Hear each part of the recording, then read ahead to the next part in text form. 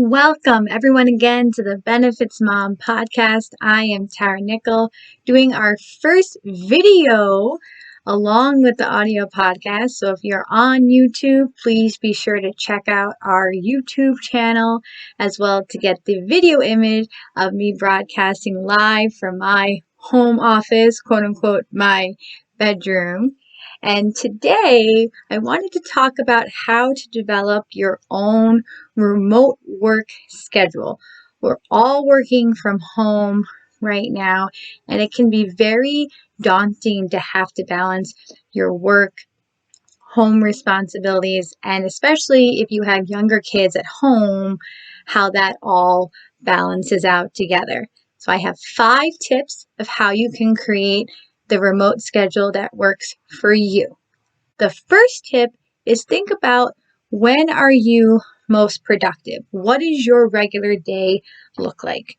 So for example, I'm a morning person, so I'm usually up fairly early in the morning and I do meditation, I'll do yoga, I might do a nice long walk, I'll have my tea, and then I'll start getting up the boys to do their activities, get them ready for breakfast, balance that between working, have lunch around 11 or 12, go back to homeschooling or doing work, and then wrapping up the day around 5 or 6, spending some time with my family, and then doing some extra work between about 8 and 10, and then I'm usually in bed by 10:30. That's my schedule. But that might be different for you. You may be more of a night owl person and can get more work done when your kids are asleep in that 8, 9, 10, 11 hours. So you just got to think about what your regular, waking schedule looks like. Are you more morning person? Are you more night owl? And develop a schedule that works for that. The next thing I want you to think about, tip number 2, is what are your non-negotiables? And when I say non-negotiables, I'm talking about things that you have to get done every day, regardless. You have to do them. You're not going to say, oh, well, I can wait to do it tomorrow. Some examples would be, for me, I have to take a walk every day. It could be 20 minutes one day, it could be 50 minutes another day, but I need to either on my treadmill at home or go outside, weather permitting, have a time where I can just walk, no music, no podcast, and just be alone in my thoughts for a certain time by myself. For you, that could be you need to have coffee every morning.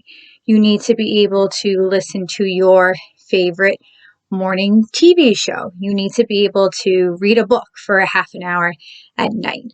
Make a list. Try to get to at least 5 things that you have to do every day in order to feel like you've been productive or fulfilled. And make sure that you actually put those into your schedule and put them either in the beginning of the day, middle, and whenever you normally would do them. I would also suggest starring them, highlighting them, whatever you need to do to make sure that those are things you have to get done. And if you need support from a friend, your spouse, a partner, someone to hold you accountable and make sure that you actually do those things, invite someone to be that accountability person for you. Because when you have those non-negotiables and you are doing those things for you, it definitely will impact the way that you view your day, because it won't feel like you're constantly just doing things for other people. You have devoted time for yourself and care for yourself, and those things need to be done in order for you to be successful at home and at your job. Tip number 3 is to actually physically write out a schedule. This is one of those things that even me, who loves to use online Post-its and OneNote and Cloud, actually writing out the schedule every day does make a difference, surprisingly. So whatever you've decided is your schedule, write it out. This is also a good opportunity to determine how much time you want to devote to different tasks. For example, my children are more towards the younger age. I have a first grader and a preschooler. They need a little bit more attention when it comes to the homeschooling than it would be if they were an older teenager, junior high school, high school. Determine how much time you need to devote to the homeschooling part. It could be a half an hour. Your children could be on that higher end, on that junior, middle school, high school level, and they just need to be reminded to do the work that came from the continuing learning plan in your district or your state. They might need a little help if it's an area that you were proficient at when you were in school and needed a little bit of help. If they're doing any Zoom lessons at any age, I would encourage you to do those. I've had tons of fun interacting with the other parents and kids in my son's class that actually I've never got to really talk to because both me and their dad work, and we normally don't see the parents because they are either picking up right after school or they've already picked up their kids from after school and I haven't got a chance to talk to them. So we've got to meet a lot of great people from them. So if your school is doing those and you have the time to sit with your child on those, I would definitely encourage you to do so. But overall, just decide how much time you need for each individual project that you need to do at home. The same would be true for your work. If you have 5 projects and they're ones that you've done before, you should be able to decide how much time you can devote to that project in time increments. One of my favorite mentors, Andy Neary, used the analogy of 90-minute blocks. After 90 minutes, you could probably get a little bit more detailed, you might get groggy, you might not have the same focus. So putting those projects in 90-minute blocks will help you organize your thoughts, organize your time, and really make sure that you are the most productive. I would definitely encourage you to try the 90-minute block for those work projects and see how that goes. And you may need to increase that or decrease that depending on the work that you're doing. So step 3, block out the time that you need to do your homeschooling, your work, any other task, and actually physically write that down. Tip number 4 can be a tricky one depending on your work environment, but I definitely think coming forward and discussing your concerns with remote work to your boss is a great thing because it's not a sign of weakness if you ask for help. This is all new to everybody. This is the first, pandemic that I can remember in my lifetime where I was told, or my friends and family were told, you can't come to work. You have to find a way to work at home. We have work for you. You need to do that at home. You can't come to the office.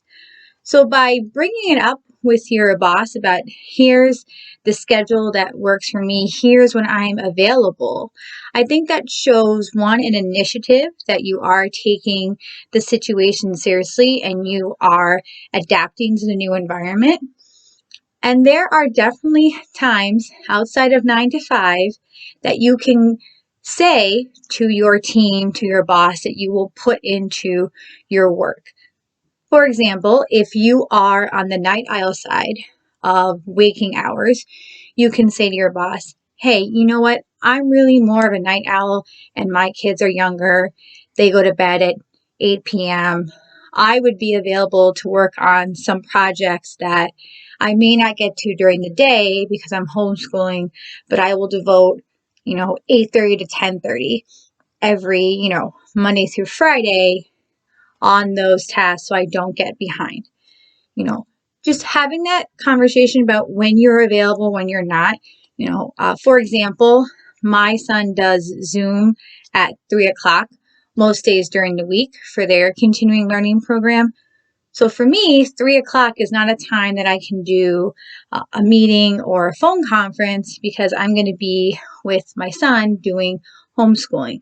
And just having that conversation with my supervisor to say, hey, during the week, 3 o'clock is just not a good time. We can schedule something towards the end of the workday, 4:30 or so, or if you want to catch me before at 2 or 2:30, that would work for me. And again, if you have trouble having this conversation with your boss, please feel free to reach out to me on Facebook, Instagram, or LinkedIn. I'm happy to help you kind of frame that conversation of what that would look like. And if you want to get more tips on balancing your work life and your home life, be sure to check out our new Patreon page. I'll put links for that down in the comments and on the podcast. You can check that out to get more exclusive tips as well to help you get through this time and any other time when you are working and being a mom at the same time. Number 5, I think, is the most important one, and that is make adjustments. I joke that I put on LinkedIn a couple weeks ago what my schedule looked like. And it was very daunting to some people. They thought I was super organized. And the hilarious thing was, within 2 days of me putting that up, I had to change that schedule because we had learned that my son was doing a Zoom at 3 o'clock, and I had already devoted 2:30 to 4 was one of my 90-minute blocks of work, right? So I had to change my schedule. But it didn't matter because you always have to make changes. There's always change in business. There's a huge change going on right now. How many of us thought we'd all be working from our bedrooms a couple of weeks, months ago, right? So definitely make changes, make adjustments. Don't feel like you are stuck to this particular schedule at this time. Make adjustments if you need to, if your work schedule changes, if something at home changes, if you learn that as we, slowly gear back up, there's a community event that you want to go to that you can volunteer at. Make those changes, leave that white space so you can adjust to what fits for you, and that will help you make it really super successful. So overall, just to recap, 5 tips to get you the most productive work schedule when you're working at home. Think about your daily schedule. When are you more awake? When are you more productive? What are your non-negotiables? What do you have to get done every day for you, not for someone else, for you to make yourself feel fulfilled? Physically write out that schedule. Don't just use the memo pad on your phone. Physically write it out. Talk to your supervisor, your team, your boss about times that you are not available because you have other responsibilities at home, and don't be afraid to make adjustments. I hope these tips were helpful. Let me know which one was your favorite tip, and I look forward to checking out all your comments and all your feedback on our new YouTube channel, and I hope you have an amazing day. Thanks for tuning in.